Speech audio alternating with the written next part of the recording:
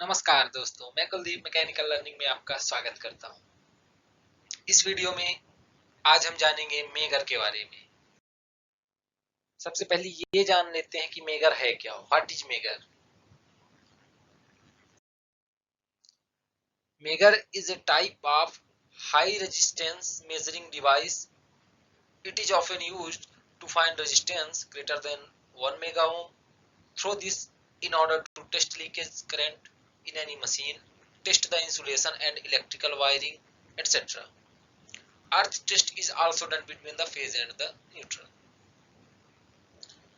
तो generally megger है क्या? मेगर एक हाई रेजिस्टेंस का मेजरिंग डिवाइस होता है जो कि 1 मेगा ओम से ज्यादा के रेजिस्टेंस को मेजर करने का काम करता है। मतलब अगर 1 मेगा ओम से ज्यादा का रेजिस्टेंस है तो हम उसको मेगर से माप सकते हैं। मेगर के थ्रू हम किसी सर्किट में या किसी मशीन में लीकेज करंट का पता कर सकते हैं। साथ ही हम इंसुलेशन वायरिंग या इलेक्ट्रिकल वायरिंग को भी हम चेक कर सकते हैं मेजर के थ्रू। और मेजर से हम अर्थ का टेस्ट भी कर सकते हैं। फेज या न्यूट्रल के बीच हम अर्थ का भी मेजर से टेस्ट कर सकते हैं। अब जान लेते हैं मेगर का वर्किंग प्रिंसिपल।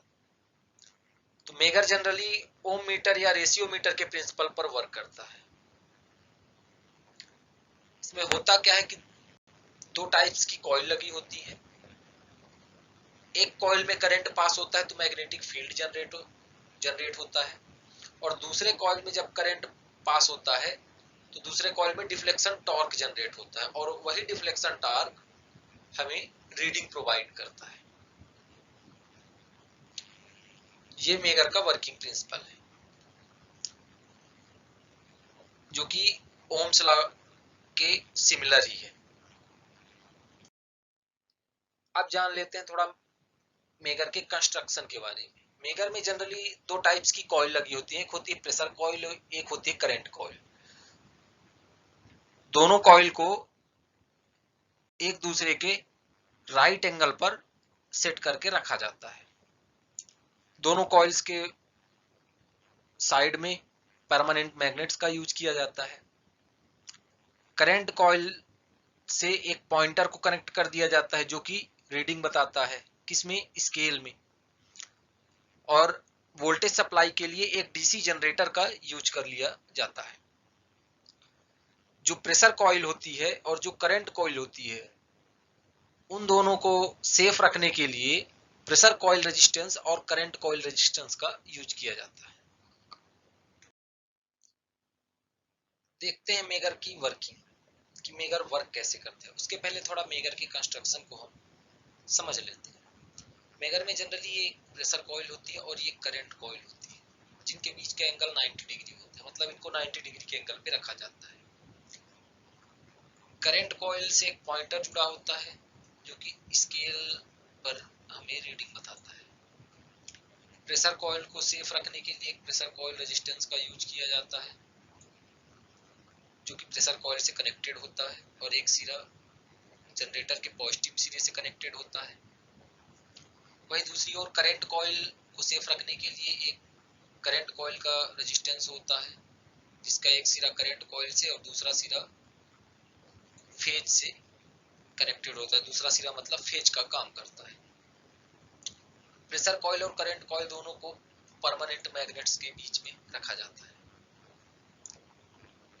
प्रेशर कॉइल और करंट कॉइल का दूसरा सिरा जनरेटर के निगेटिव सिरे से कनेक्ट होता है।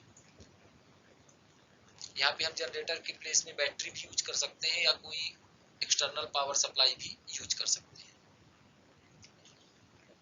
अब इसकी वर्किंग में हम सबसे पहले जनरेटर को घुमा करके चालू करते हैं।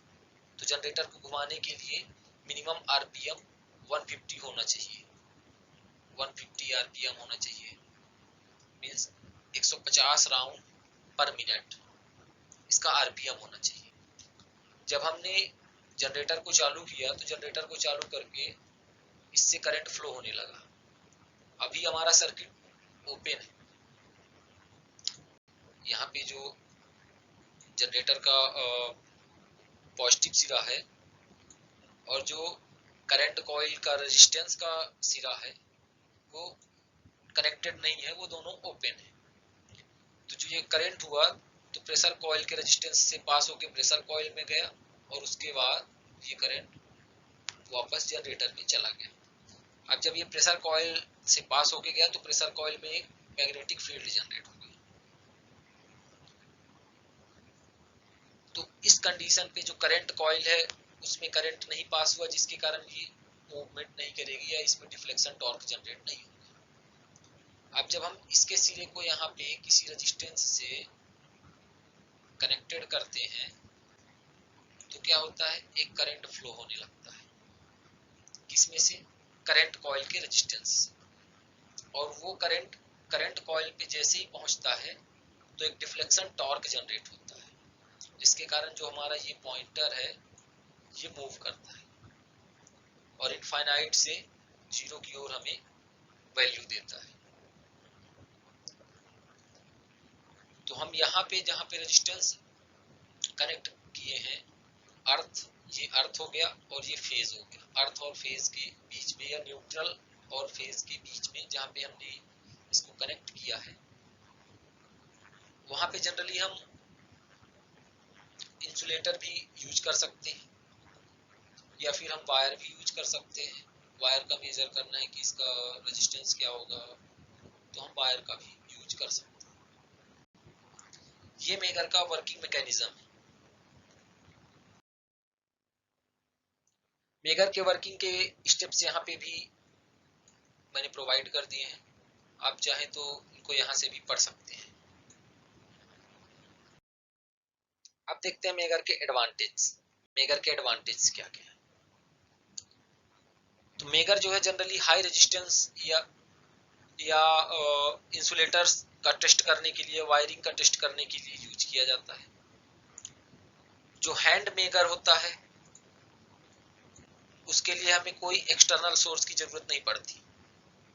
हैंड ड्राइवन टाइप का जो मेगर होता है, क्योंकि उसमें जनरेटर लगा होता है, तो हम जनरेटर को ऑपरेट करके उसको पावर सप्लाई या वोल्टेज सप्लाई दे सकते हैं।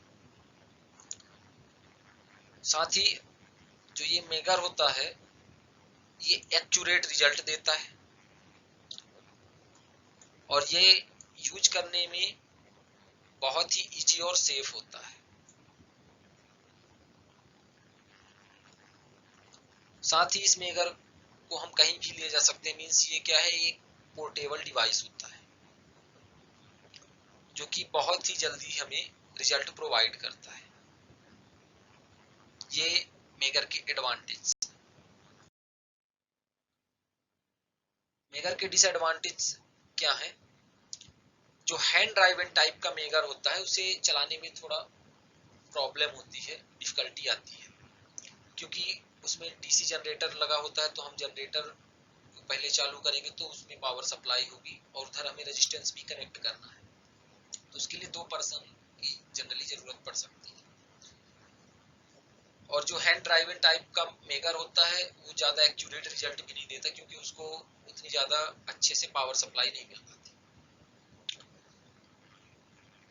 An electric type would require an external power supply.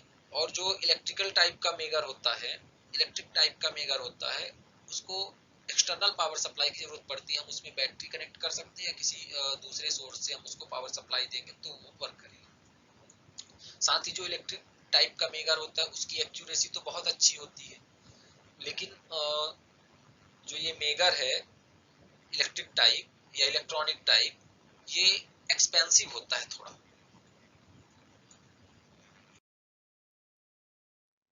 I hope इस वीडियो में जो इन्फॉर्मेशन प्रोवाइड की गई है वो आपको अच्छे से समझ में आई होगी। अगर वीडियो अच्छा लगता है तो वीडियो को लाइक कीजिए, हमारे चैनल को सब्सक्राइब कीजिए और वीडियो को ज़्यादा से ज़्यादा शेयर कीजिए। मिलते हैं नेक्स्ट वीडियो में। जय हिंद।